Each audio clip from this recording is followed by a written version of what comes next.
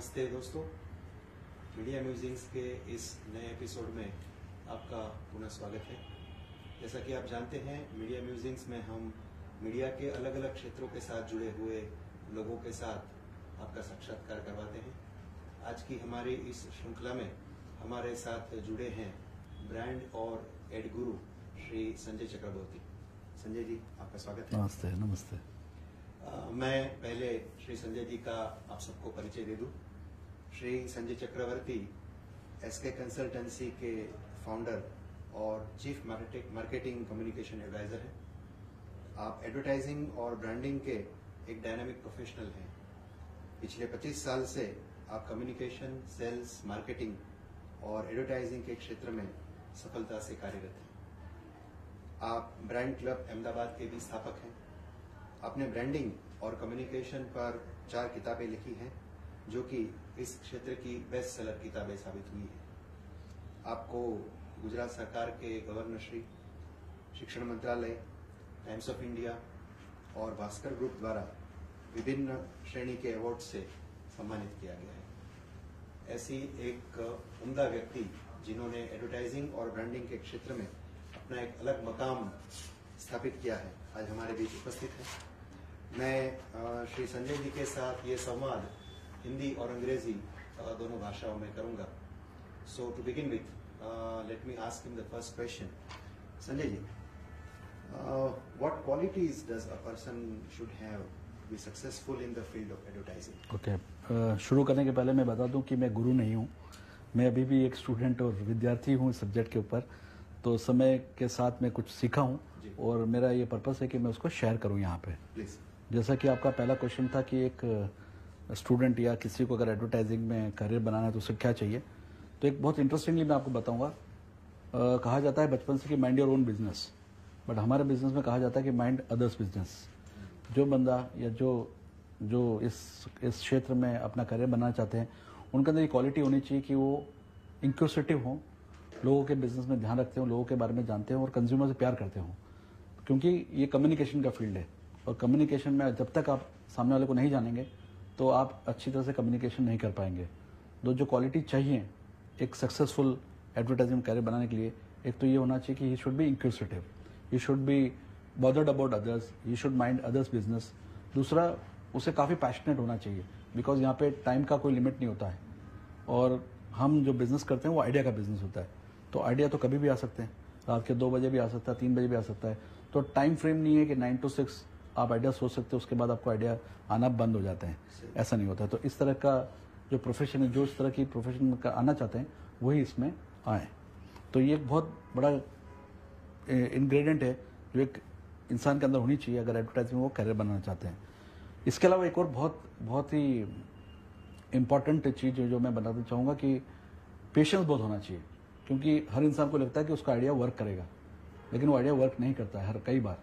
तो अगर पेशेंस होगा तो नेचुरली उस चीज़ को, रिजेक्शन को सह पाएगा और वो आगे बढ़ पाएगा।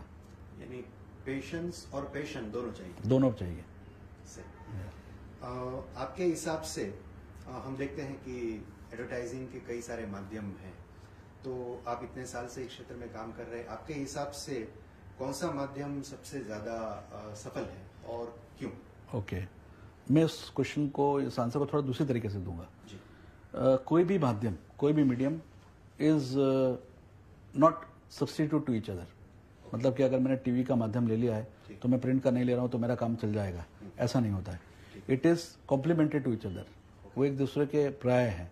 तो जो शक्ति टीवी के अंदर है वो शायद प्रिंट में नहीं है, जो शक्ति प्रिंट में वो टेलीविजन में नहीं है। तो इसलिए ये बोलना कि ये माध्यम सबसे अच्छा है, वो आई थिंक मेरे लिए रॉन्ग आंसर होगा। लेकिन मैं उसका आंसर मैं दूसरी तरीके से दूंगा। मुझे ये जानना बहुत जरूरी है कि मेरा कंज्यूमर कौन सा माध्यम देखता है, मेरा कंज्यूमर कौन सा माध्यम को यूज करता है, what is his media habit, and accordingly we have to decide on the medium. That is the way you should go about.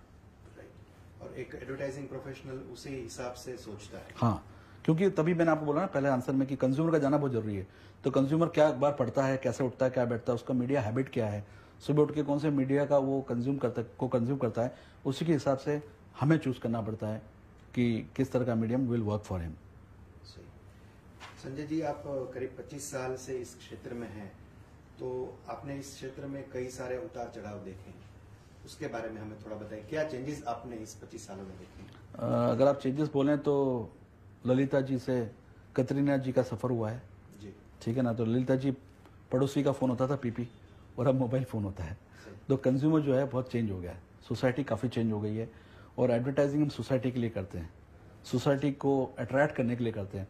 तो जिस तरह से सोसाइटी चेंज हुई, उस तरह से हमारा व्यक्त करने का जो कम्युनिकेशन करने का जो तरीका है वो भी बदल चुका है। सो ये बहुत बड़ी चेंज हुआ है। एक टाइम था जब पूरी दुनिया सुबह 9 बजे बैठती थी रामायण देखने के लिए, एक ही टीवी चैनल हुआ करता था। और हम लोग कहा जाता था कि it is a Ramayan brand, कि अगर जिसने रामायण में ऐड ले ली है वो ब्रांड बन गई है। तो आपने काफ़ी ब्रांड्स देखे होंगे, रसना है, टोपाज है, बजाज है। They all became very big brands because they were participating and they understood the importance of advertising in television. So they participated in Ramayan, पूरी दुनिया रामायण देखती थी और हम उस ब्रांड को आगे ले आते थे। आज के तारीख में मोर देन 250 चैनल्स हैं। अब आप सोचिए कि मैं किस में पार्टिसिपेट करूं, किस में एडवर्टीजमेंट दूं और किस तरह से मैं एक और रचना तैयार करूं, तो बहुत मुश्किल है वो करना। सो वो पूरा का पूरा जो टाइम फ्रेम है, पूरा का पूरा जो मीडिया चैनल है, everything has change. People have come from television single channel to multiple channels as well as mobile phones. They consume majority of the things in mobile phones. So ये पूरा change हो गया society, ना only medium but society खुद भी change हो गई है और कंज्यूमर भी बढ़ गए। कंज्यूमर बढ़ गए। What are your views about the statement? Now I'm going to read it. Your brand is what other people say about you when you are not in the room. This is a very interesting statement which was Jeff Bezos का Amazon ने दिया था. As per his statement, it means that it is not the marketing manager of the company who says what the brand is. It is not the CEO who says, but it is the perception which the consumer has. तो वो कहा जाता है कि जो room में नहीं है उसके पीछे जो बोला जा रहा है वो असली ब्रांड है। वो सच बात है, बिकॉज आपके बारे में जो बोलना है वो कंज्यूमर बोलता है। आप कुछ भी बोलने की कोशिश करो, वो कंज्यूमर उस तरह का इमेज अपने ऊपर लिया है, उस तरह का परसेप्शन अपने ऊपर लिया है, वो सबसे बड़ी और सबसे इंपॉर्टेंट चीज़ है। सो ये बड़ा इंटरेस्टिंग है कि what people say when you are not in the room is your image. या What a company should do to make its brand stand out? Because there are so many brands. काफ़ी interesting question है। आज हम जिस दुनिया में काम कर रहे हैं, जिस दुनिया में हम लोग कम्युनिकेशन की बात कर रहे हैं, उस दुनिया में मोनोपोली नाम की कोई चीज़ ही नहीं है। एवरी प्रोडक्ट और every product is as good as the other one. अब आपका चैलेंज ये होता है कि मैं उस कम्युनिकेशन को किस अलग तरीके से बोलूँ। मैं कई बार एग्जांपल देता हूँ कि एक गाना है, एक लड़की को देखा तो ऐसा लगा जैसे खिलता गुलाब, जैसे बाग में हिरन, जैसे मंदिर में दिया। लेकिन वो बात तो एक लड़की की कर रहा है। एक कंपनी ने बोल दिया है कि बाग में हिरन, दूसरी कंपनी बोलती है कि जैसे खिलता गुलाब। ठीक है, तो हमें चैलेंज है कि हम ऐसा क्या बोलें जो डिफरेंट हो और रिलेवेंट भी हो। तो सारा चैलेंज जो है वो पोजिशनिंग में है कि हम किस तरह का पोजिशनिंग लाएंगे, उसको किस तरह से सस्टेन करेंगे कि आने वाले टाइम पे वो सस्टेन हो। काफ़ी एग्जाम्पल है। अगर आप एक ब्रांड है, Indian brand Thums Up, machoness, sturdiness और मैलनी चीज़ों के ऊपर रिवॉल्व करती है, लेकिन उसका एग्जीक्यूशन चेंज हो चुका है। कभी अक्षय कुमार आया तो कभी सलमान खान आया, लेकिन उसकी पोजीशनिंग इंटैक्ट रही और वो इतना स्ट्रांग है, not only the product but उसकी जो पोजीशनिंग है लोगों के दिमाग में वो भी बहुत स्ट्रांग है कि मैचो लोग के लिए ये ड्रिंक है। So that type of positioning has to be there in all the brands, तभी आप टिक सकोगे। आपने ऐसा कोई ब्रांड लिया है, ऐसा कोई पोजीशनिंग दी है जो 2 साल बाद ऑब्सोलीट हो जाने वाली है, तो वो आगे चलने वाली नहीं है। It should be a vision. Brands are always vision. You should know what you want to become after 20 years. लंबी रेस का घोड़ा। कोई भी आप एग्जांपल ले लीजिए, जो भी सक्सेसफुल स्ट्रांग ब्रांड है, उन लोगों ने विजनरी काम किया है। उन्हें ये जानना बहुत जरूरी है कि मैं 5 साल बाद किस तरह का परसेप्शन क्रिएट करना चाहता हूँ लोगों के दिमाग में। वो अगर आपका फिक्स है तो आपके लिए जो रास्ता है वो ईजी हो जाएगा, क्योंकि आपको आप वही करेंगे। तो काफ़ी ऐसे एग्जाम्पल्स हैं आपके इस इंडस्ट्री में जिसमें आप देखेंगे कि उनका विजन बहुत क्लियर था। उनको पता था कि हम 10 साल बाद ये परसेप्शन क्रिएट कराना चाहते हैं। That is the thing which we do. एक एडवर्टाइजिंग और ब्रांड प्रोफेशनल के नाते जब आपके पास कोई एक कंपनी अपने प्रोडक्ट लेके आती है और उसी सेगमेंट में और कई सारे लोग हैं, तो आप उसकी ब्रांडिंग को लेकर सबसे पहले क्या सोचते हैं, किस प्रकार से उसको आगे बढ़ते हैं? हाँ, सबसे पहले हम उसके कंज्यूमर से मिलते हैं। आप मिलते होंगे? या और उसके बाद we challenge what he says, like he is totally in love with his product. वो जब लेके आते हैं ना अपने ब्रांड को या अपने प्रोडक्ट को, तो बहुत मोहब्बत में होते हैं उसके, तो मोहब्बत में जो बनाता है वो मोहब्बत में होता है, तो वो जब मोहब्बत में होता है तो उसको गलतियां दिखती नहीं है। तो जैसे आपने बोला ना कि what they say when you are not in the room, तो वी चेक दैट। तो हम क्या करते हैं, हम पहले कंज्यूमर के पास जाते हैं, हम उससे बात करते हैं, हम उससे पता करते हैं कि उनका क्या परसेप्शन है इस कैटेगरी के ऊपर, इनका क्या परसेप्शन है इस ब्रांड के ऊपर, और उसके बाद वी वर्क इट आउट। ठीक है ना। हो सकता है जो कंज्यूमर बोल रहा है, जो हमारा ब्रांड ओनर है, जो प्रोड्यूसर है, वो जो बोला सच हो, लेकिन वो री इन्फोर्स हो जाता है, री वैलिडेट हो जाता है, और उसके बाद हम मूवमेंट करते हैं। बिकॉज आज नहीं तो कल कभी भी हम बेचेंगे तो हम बेचेंगे तो उसी कंज्यूमर को, तो उस कंज्यूमर को जब मैं बेचने जा रहा हूँ तो मुझे पता होना चाहिए कि उसकी लाइकिंग्स क्या है, उसका क्या परसेप्शन उस प्रोडक्ट के बारे में, और फिर मैं उसको आगे लेके जाऊँ। इसका महत्व बहुत जरूरी है। कई बार हम देखते हैं कि हम सीधे क्रिएटिव डैशबोर्ड में बैठ जाते हैं और हम सोचने लगते हैं हमारे तरीके से कि मैं तो ऐसा सोचता हूँ तो इसी तरह से बिकता है। ऐसा नहीं, आपका सोचना गलत हो सकता है। मैं कल तक एक 2.5 लाख या 2.5 करोड़ के बंगलों को बेच रहा था, और आज जब मुझे बोला जाता है कि अफोर्डेबल हाउसिंग को बेचना है 9 लाख के, तो मेरे को सोचने में डिफरेंस लाना पड़ेगा, बिकॉज कंज्यूमर बिल्कुल अलग है।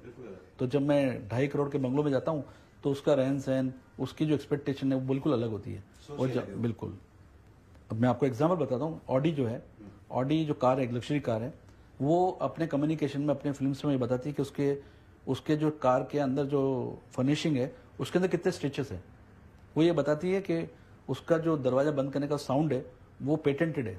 मैं आपकी आंखें बंद कर दूं और मैं बोलूँ BMW को दरवाजा बंद करो, मर्सिडीज का बंद करो और ऑडी का बंद करो, तो आपको पता चल जाएगा ऑडी ओनर को कि ऑडी का दरवाजा बंद हुआ है। वो -20 डिग्री में अकॉस्टिक साउंड पेटेंट होता है। लेकिन एक मारुति 800 के लिए ये जरूरी नहीं कि उसके दरवाजे में आवाज कैसे आ रही है, उसको ये जरूरी नहीं कि उसके टेपेस्ट, उसके जो फर्निशिंग है उसमें कितने स्टिचेस है, उसके लिए होना चाहिए पेट्रोल खत्म ही नहीं होता है सर। ठीक है, बिल्कुल अलग है वो। ऐसा है, हाँ, जो ऐसा है वो अब तक कार इसलिए नहीं खरीदता था क्योंकि petrol was very expensive for him. वो 2 स्कूटर में जाता था और हर समय सोचता था कि एक मारुति 800 लूंगा मैं। जब मारुति 800 ले लेता है वो, तो पूरा वीक वो ढक के रखता है, संडे को निकलता है फैमिली के साथ ये बताने के लिए मैंने मारुति 800 ली है या मारुति ली है। वो ऑडी वाला नहीं, Audi is always the 3rd और 4th vehicle, and Audi says that, Audi चलाने वाला ये बताता है कि I have driven in life. उसके लिए उसकी expectation for that car is different. 2 seater R8 Audi का जो मॉडल होता है वो सर 2 करोड़ का आता है, और मैं अगर मैं मारुति वालों के पास जाके बोलूँ कि 2 सीटर, तो बोलेगा 2 ही बैठ सकते हैं, बिकॉज उसकी एक्सपेक्टेशन लाइफ इंटायरली डिफरेंट है। तो अभी उसको जानना बहुत जरूरी है। उसके जानने के हिसाब से फिर आप एडवर्टाइजिंग क्राफ्ट करिए, वो कम्युनिकेशन जाके उनसे बात करिए तो उसको अपील करेगा वो। And it's a science, it's just not art, it's science, it is a very highly involve science. Only then you will be successful if you know the consumer so well. तो उसके लिए research भी बहुत जरूरी है, consumer insights बहुत जरूरी है। कई बार होता है कंज्यूमर बोलता ही नहीं है, आप इंटरेक्ट करते हैं, आप जब बैठते हैं तब आपको पता चलता है अरे हाँ ये तो मैंने सोचा ही नहीं था कि ये अंदर है। तो it is also very important.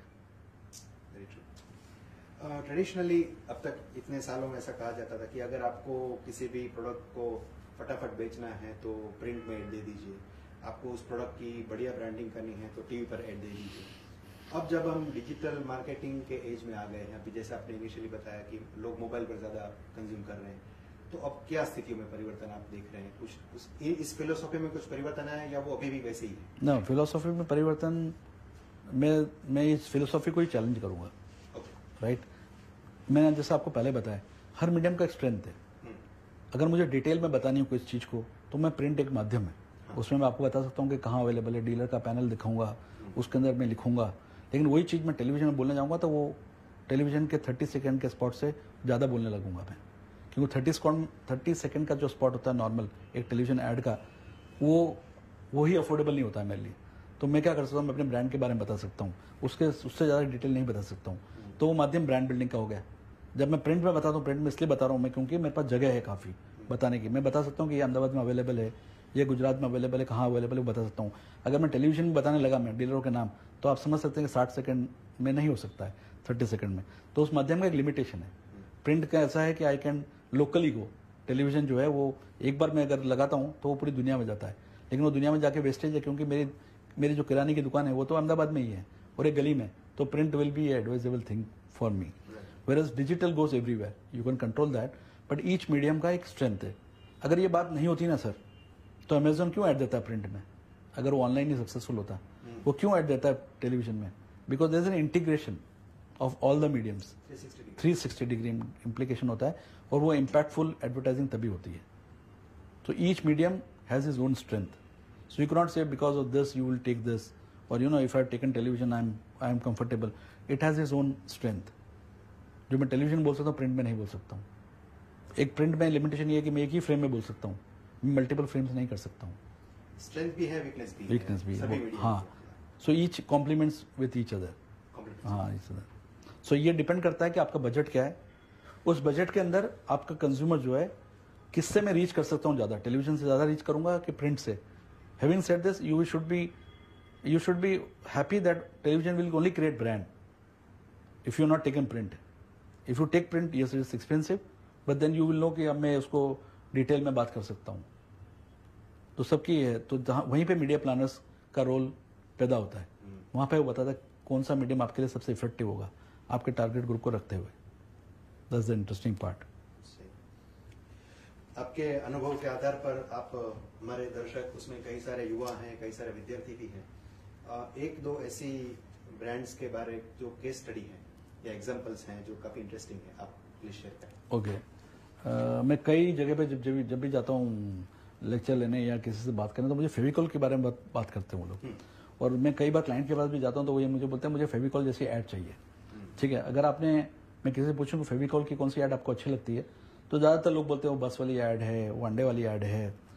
तो मेरा क्वेश्चन ये होता है कि जब भी आप वो वैसी ऐड देखते हैं तो आपने प्रोडक्ट नहीं देखा होगा, उसके अंदर प्रोडक्ट के बारे में नहीं बताते कि ये जो ग्लू है या क्या है, सिर्फ आपका नाम बताते हैं और आपको समझ में आ जाता है कि यार ये एडेसिव की ऐड है, ये बहुत अच्छी एडेसिव की ऐड है. लेकिन आपको एडेसिव का ना तो प्रोडक्ट दिखाते हैं ना प्रोडक्ट को अप्लाई करते हुए दिखाते हैं, लेकिन फिर भी आपको पता चल जाता है कि एडेसिव है. तो ये एक बहुत इंटरेस्टिंग एग्जाम्पल है मीडिया प्लानिंग का, क्योंकि 4 साल तक 4 करोड़ ईच ईयर खर्चा करते हुए उस ब्रांड ने बताया कि फेविकॉल करता क्या है. सबसे जोश जो तोड़ ना सके, फेविकॉल वैसा एडेसिव है. ठीक है ना. और फेविकॉल एक ऐसा नाम है जो थोड़ा फिरंग नाम है, मतलब it's not a very regional name. इसका एप्लीकेशन जो यूज़ करते हैं ज़्यादातर मेसन और कारपेंटर्स करते हैं. हमारे जैसे तो साल में एक ट्यूब लाते हैं और हम काम चला लेते हैं, लेकिन सबसे ज़्यादा जो लेते हैं वो कारपेंटर और मेसन लेते हैं, प्रोफेशनल लेते हैं. तो उनको अप्रोच करना, उन तक पहुंचना और ये बताना कि फेविकॉल करता क्या है, तो 4 साल तक जोर लगा कि हमेशा इसका जोर कोई तोड़ ना सके. पहले ही एस्टैब्लिश कर दिया गया उनके दिमाग में करीब 16-17 करोड़ खर्चा करके कि what does Fevicol stand for. Now they can get away by not saying Fevicol करता क्या है. लोगों को पता चला. अब आप सोचो उसको मैं उल्टा कर देता, तो मैं अगर शुरू ऐसा करता, बताता ही नहीं, और ऐसा स्मार्ट ऐड करता, तो लोगों को पता ही नहीं चलता क्या है. तो मेरा कहना उन लोगों से है जो फेविकॉल जैसी ऐड बनाना चाहते हैं, उनको है कि 4 साल तक आप खर्चा करिए ये बताने के लिए कि आपके प्रोडक्ट बनता क्या है, करता क्या है, उसके बाद we'll do a smart ad like this. So it's a very interesting example of media planning कि how a perfect media planning can be done. ठीक है ना. I may not be very much fan of Fevicol, but it's a very interesting case. एक ये case में हर में दिल के नज़दीक है कि इस तरह से अच्छा मीडिया प्लानिंग किया है. दूसरा ये है कि कहते हैं ना सर कि ब्रांड नेम सब कुछ होता है. ब्रांड नेम तो परसेप्शन है.